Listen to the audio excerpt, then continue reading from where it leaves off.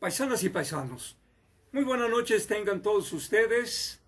Bienvenidos a su canal, El Son Político de Tasco, en el que vamos a hacer algunos comentarios en términos generales, porque bueno, vale decir que yo no soy un analista, no soy un crítico, no soy un conocedor de todos los temas que pasan hoy en día en México y que pues vale la pena abordarlos porque pues muchos de nosotros nos preguntamos, bueno, ¿a qué se debe tanta ofensa, tanta calumnia, tantas mentiras en contra de un presidente que para millones de mexicanos, y eso es lo que más le duele a la derecha, a los conservadores,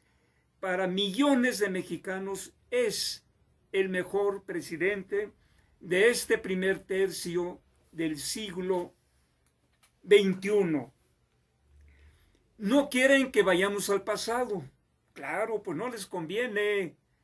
No conviene que se les saquen sus trapitos al sol y recurrir a las graves crisis que ocasionaron en sexenios pasados. ¿Por qué tanto odio entonces con el presidente? Porque bueno, justamente es el que desmantela toda la red de corrupción que se dio entre los altos funcionarios de los tres partidos, como es PRI, PAN, PRD, principalmente. Y en este caso, el presidente, ya habíamos visto que había yo dicho que he leído este libro de el FOBAPROA, Expediente Abierto, donde el presidente hace un análisis detallado de cómo se llevó a cabo este fraude o robo que algunos periódicos y revistas allá en su tiempo consideraron que fue el robo del siglo. Yo también lo abordo aquí en mi libro de Mi provincia y yo, cuando hablo de las alzas y bajas de la plata y cuando esta crisis azotó no solamente a México, sino países con quienes tenía relaciones económicas el país, como en el caso de Argentina.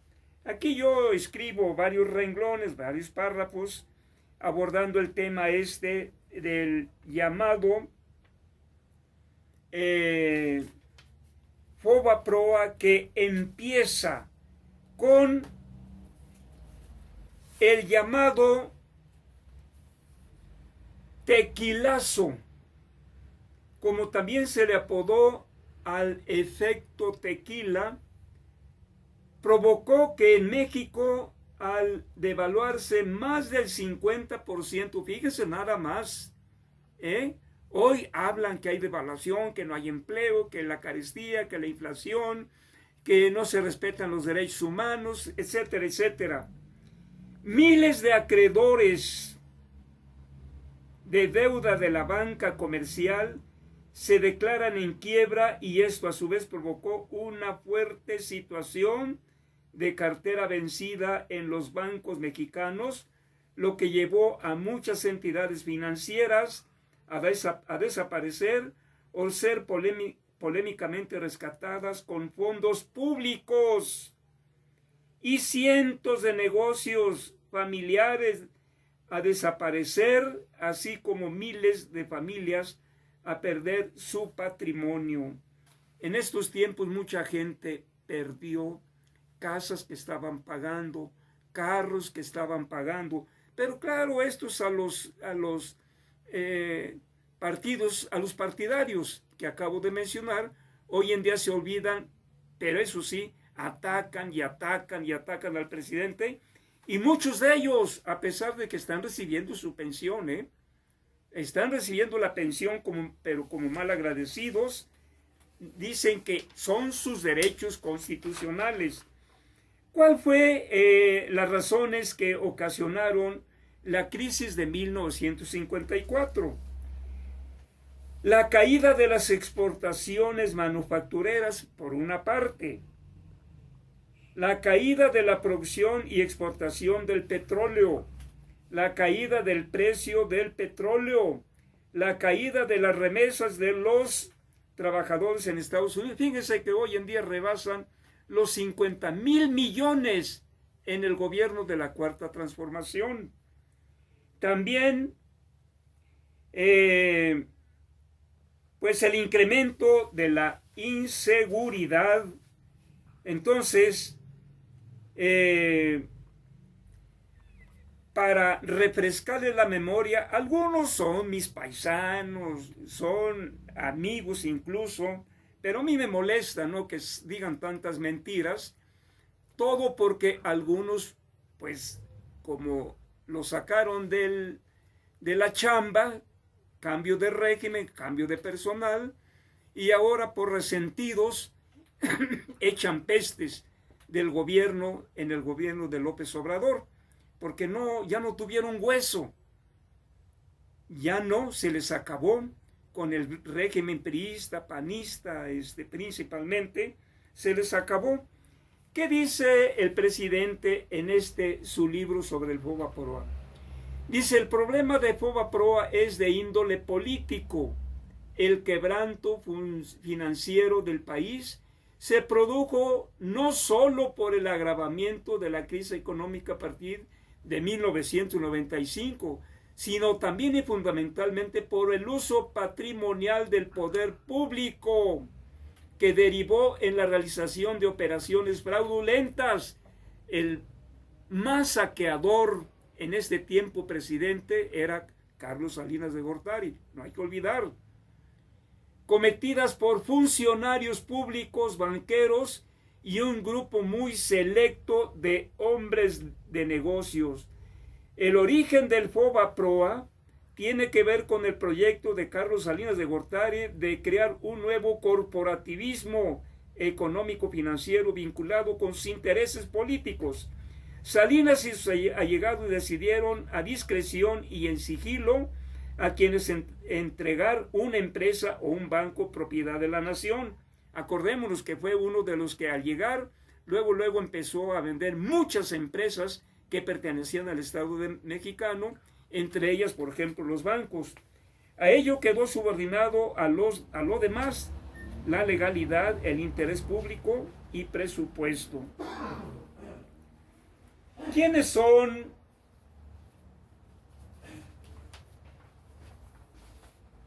los banqueros tranzas que negociaron de manera sucia? Se han de acordar, por ejemplo, de El Divino. Por aquí lo tengo.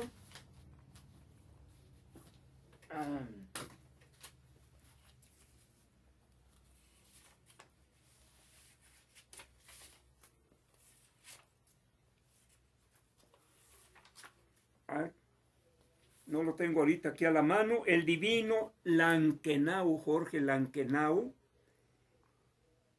Cabal Peniche, se han de acordar, que fueron de los que no pagaban impuestos, entre otras cosas, y hicieron de los recursos de los mexicanos, pues, sus grandes negocios. Entonces, a mis paisanos, pues no les gusta que se hablen de estos temas porque, pues no conviene, no les gusta, no quieren recordar lo que hizo el PRI en el pasado. Entonces, ellos atacan y atacan, pero no les gusta que el presidente les responda. Ahí tenemos a un periodista que ha prostituido a la noble tarea de la información, a la noble tarea del periodismo, todo porque le pagan millonadas de pesos por desprestigiar al presidente. Como al presidente no le han podido encontrar nada, Pues entonces ahora se van con su familia, hasta con su esposa. Ahorita, por ejemplo, han hecho burla, por ejemplo, que la casa gris de su hijo José Ramón López Beltrán, lo cual ya ha aclarado la esposa que esa casa la rentaron y la quieren comparar con la Casa Blanca que le dieron a Peña Nieto por todos los favores traducidos en contratos a la OHL, compañía española. Todos los bancos en México, a excepto del Banco de México, han sido propiedad de empresas transnacionales, principalmente de Inglaterra, España y Estados Unidos. Ellos hacen sus grandes negocios, sus grandes tranzas en México, con pues todos nosotros mexicanos. ¿Cuál es el monto que tuvo que haber pagado el gobierno mexicano para rescatar a algunos banqueros? Entre ellos hasta los mismos tranzas, aunque los personajes banqueros que acabo de mencionar estuvieron en la cárcel, pero pronto los liberaron. En este breve apunte que yo preparé, dice, el gobierno mexicano terminó comprando la deuda de los bancos, fíjense bien nada más, por 552,000 millones de pesos. Primero, fue una deuda que se adquirió para rescatar a los bancos y a los ahorradores, pero no solamente hizo esto. Los bancos accionistas deudores que podían pagar sus préstamos decidieron no hacerlo y transmitir estos créditos a Fobaproa, disminuyendo así sus pérdidas. El manejo de este fondo se prestó a un nivel de corrupción que terminó beneficiando principalmente a banqueros y empresarios, de los más tranzas incluso. Dice, esta deuda se adquirió en su mayor parte con dinero de los contribuyentes, de toda esa gente que va, deposita, que hace sus negocios con la pequeña, mediana y microempresa. Dice, esta deuda se adquirió en su mayor parte con dinero de los contribuyentes, es decir, con los impuestos que paga la población. Así el gobierno mexicano terminó comprando basura financiera con los impuestos de la gente para rescatar a unos pocos. Esta deuda privada de los banqueros, después con Zedillo Ponce de León, la convirtieron en una deuda pública que todavía estamos pagando. La manera en que se manejó el fondo provocó que el costo de la deuda aumentara los 552,000 millones de pesos que costó. Ya era 5 veces más que la ganancia que había obtenido el gobierno de privatizar a 18 bancos. Acuérdense que ya lo hemos dicho, Salinas vendió más de 20 bancos. México, apenas unos años antes, la deuda total terminó costándole al pueblo de México 14.5% del Producto Interno Bruto. Y eso no termina aquí. La deuda todavía no se liquida por completo y sigue generando intereses que hay que pagar. Hasta la fecha se han pagado más de 2 billones de pesos. 2 billones de pesos. Y todavía debemos 901,700 millones de pesos.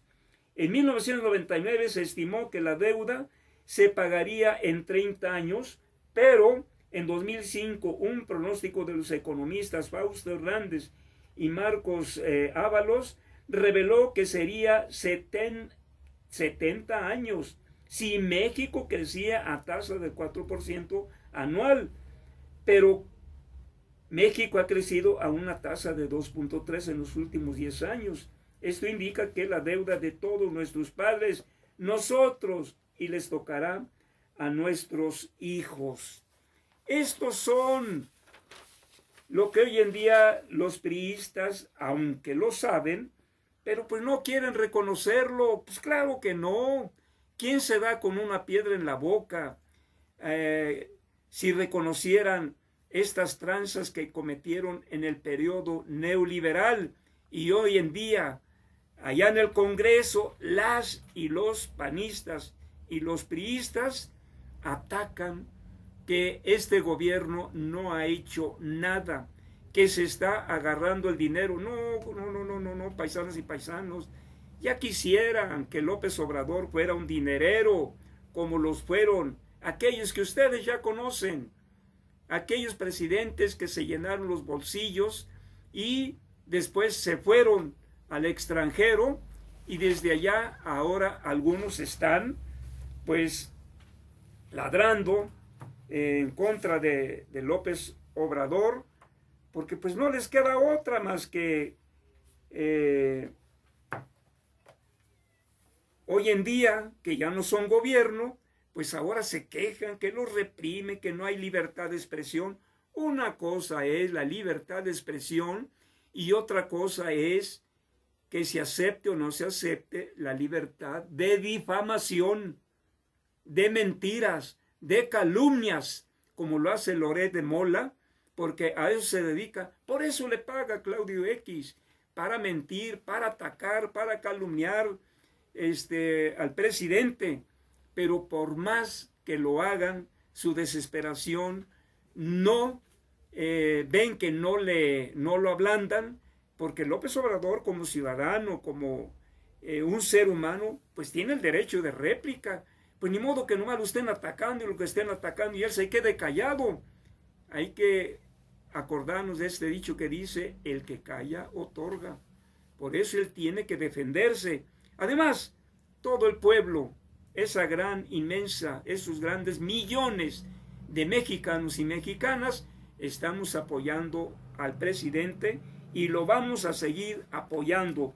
Por supuesto, finalmente aquí, en este capítulo, dice López Obrador: desde entonces se aceptó tácitamente dejar sin castigo a los responsables del quebranto financiero del país, funcionarios, banqueros, especuladores, trasladando al pueblo de México la obligación de pagar con su pobreza la enorme deuda del llamado rescate financiero. Eso lo supieron las mexicanas, los mexicanos, pero tal parece que a algunos ya se les olvidó estas grandes tranzas que se cometieron en este periodo neoliberal, desde Salinas de Gortari hasta Peña Nieto. Entonces, paisanas y paisanos, pues eso es nada más para recordarles, refrescarles la memoria a algunos de mis paisanos que atacan al presidente sin fundamento, porque si voltearan un poquito hacia atrás, hacia 1994 y 1995, y volvieran a analizar el efecto tequila, o conocido también como el error de diciembre, reconocerían que efectivamente se dio ese gran fraude, ese gran robo del siglo. Paisanas y paisanos, pues muchas gracias por su atención. Les pido que vean este video, lo compartan con paisanos, con familiares, con amigos, con pues gentes de aquí, de Guerrero, de otros lugares, porque, compañeros, la cuarta transformación sigue y seguiremos apoyando este modelo económico que está llevando a cabo el destierro de la corrupción. Muchas gracias, buenas noches, nos veremos próximamente.